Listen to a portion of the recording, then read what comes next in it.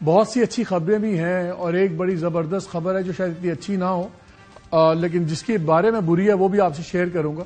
پہلے تو گورنمنٹ بڑی خوش ہے. دیکھیں سعودی ڈیلیگیشن آیا ہوا تھا, تقریباً $2 بلین کے ایم او یوز موسٹلی ہیں لیکن کچھ کانٹریکٹس بھی سائن ہو رہے ہیں.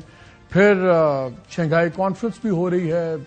ملیشین پرائم منسٹر ہو کے گئے ہیں. اے ڈی بی نے کچھ $6 بلین اناؤنس کیا ہوا اگلے 3 سال کے لیے. آئی ایم ایف بھی ہو گیا ہوا ہے. آج جرگا ہوا, بڑا ہی ایک پرومیننٹ زبردست ڈیولپمنٹ ہوئی پشاور کے اندر جس کے ہوسٹ تھے علیم گڈاپور صاحب, اور وہاں پہ محسن نقوی صاحب بھی گئے فیڈریشن کی نمائندگی کرتے ہوئے, گورنر بھی گئے. کل دوبارہ ایک جرگا ہوگا اور اس میں جو اب بن گئی ہے پشتون قومی موومنٹ بن گئی ہے ان کے لوگوں سے ہوگا. بڑی پازیٹیو ڈیولپمنٹس ہو رہی ہیں. ساتھ ہی پھر آئی پی پیز کا بھی آپ نے سنا, خبر تو کچھ دن پہلے آ گئی تھی کہ 5 آئی پی پیز کے کانٹریکٹس اب ختم ہو گئے ہیں اور بڑا گورنمنٹ نے اس پہ بھی تھپکی دی اپنے آپ کو, وچ از اے گڈ ڈیولپمنٹ. اور سنا ہے کہ اب جو چائنیز آئی پی پیز ہیں ان کی بھی ڈیٹ ری پروفائلنگ ہو رہی ہے, وہ بھی ہو جائے گا تو بڑی اچھی چیز ہے. لیکن اچھی بات یہ ہے کہ یہ آئی پی پیز کا ہو گیا. جو کوئی بات یہ نہیں کر رہا وہ یہ ہے کہ یہ ساری آئی پی پیز کو جتنا کریڈٹ دیا جا رہا ہے اتنا والنٹری کوئی کریڈٹ دینے والی بات نہیں ہے.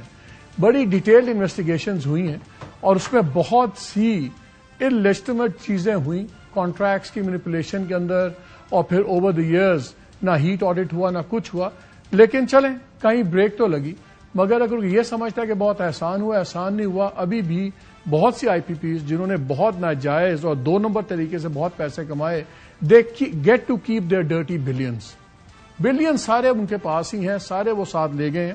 اور بیسٹ پارٹ یہ ہے کہ جن لوگوں نے اوور دی ایئرز ان کو مال بنانے دیا, ان کے ساتھ کانٹریکٹس بیٹھ کے بنائے اور نیگوشیٹ کیے, وہ بالکل اسکاٹ فری ہیں, ان پہ بات ہی نہیں ہو رہی. یہ تمام چیزیں.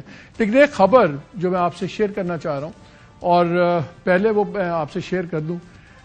8 تاریخ کو ایک سپریم کورٹ میں کیس آیا. اس میں نارتھ رچ ہاؤسنگ سوسائٹی کا ایک کیس ہے کہ جی مرگلا ہلز میں کوئی سوسائٹی بنی ہوئی ہے, تو اس پہ شکایت آ گئی, تو اس پہ کورٹ نے اٹھا لیا معاملہ. تو وہاں ان کے لائر نے کہا کہ جی ان کے جو اونرز ہیں ان کا تعلق فارمر اسپائی ماسٹر جنرل فیض حمید صاحب سے بہت گہرا ہے. ساتھ ہی وکیل صاحب نے کہا لیکن میرے پاس کوئی گراؤنڈز نہیں, میں ثابت نہیں کر سکتا.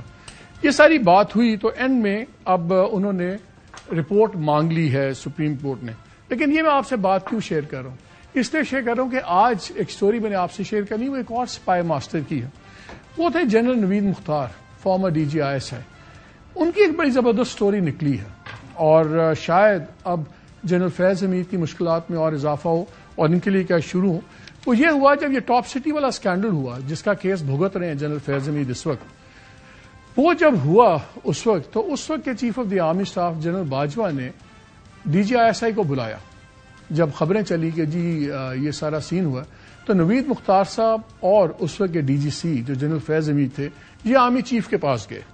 لیکن ان کو جا کے یہ بتایا کہ دیکھیں وہ تو ہم نے ایک سلیپر سیل توڑا ہے ایم کیو ایم کا, بڑا وہاں سے اسلحہ بھی ملا ہے اور چیزیں ملی ہیں, اور بڑی شاباشی لے کے واپس آئے.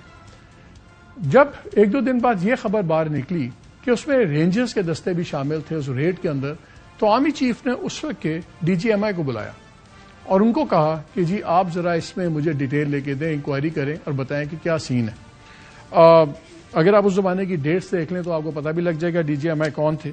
اینی وے وہ انکوائریز تو نہیں آپ یہ کہہ سکتے ہیں کہ اس میں پروب شروع ہو گئی, لیکن پھر وہ پروب شیلف کر دی گئی, اچانک ختم ہو گئی بات. جب اس میں نے ڈیٹیل میں اور بات لی تو یہ بتایا گیا کہ اس وقت آرمی چیف کو یہ کہا گیا کہ جی یہ جو ایشو تھا یہ اس وقت ثاقب نثار صاحب چیف جسٹس نے اپنے معاملہ ان کے پاس بھی شکایت گئی ہوئی تھی کہ انہوں نے کلین چٹ دے دی اور وہ پھر بات ختم ہو گئی. اس تمام کیس کے بارے میں جب میں پروگرام کے سیکنڈ حصے میں بات کروں گا خواجہ آصف سے, بکاز ان کا میں نے پروگرام کا کچھ دیر پہلے ہم نے ان کو پارٹ ریکارڈ کیا تھا, تو وہ بھی آپ کو اس میں بتائیں گے کہ وہ وجہ کیا ہوا. اینی وے یہ بات پھر نکلی اس دن کیس کے اندر.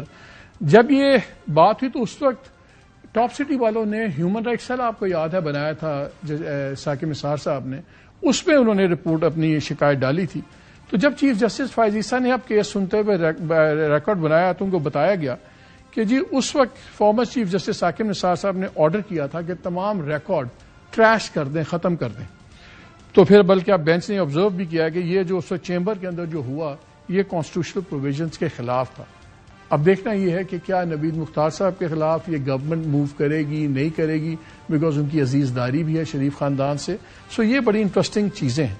لیکن جو سوال ہم پہلے سیگمنٹ میں اپنے مہمانوں سے ڈسکس کرنا یہ چاہ رہا ہوں کہ گورنمنٹ اس وقت ایک ہائی پہ، وہ کہتے ہیں اکنامک انڈیکیٹرز بڑے زبردست آ رہے ہیں، انویسٹمنٹ کے بھی دیکھیں ماحول بہتر ہو رہا ہے، فینچ موڈی سب کی ریٹنگز بہتر ہو رہی ہیں، IMF از آن بورڈ، اب ADB is on board, every thing is on board. So constitutional reforms کا بھی انہوں نے اناؤنس کر دیا، ہر قیمت پہ کریں گے. یہ ٹیمپرری ہائی ہے کہ یہ ایک واقعی اب یہ government is here to sort of overriding, جس کو کہتے ہیں ہمپ کے اوور دا ہمپ ہوگی یا نہیں ہوگی.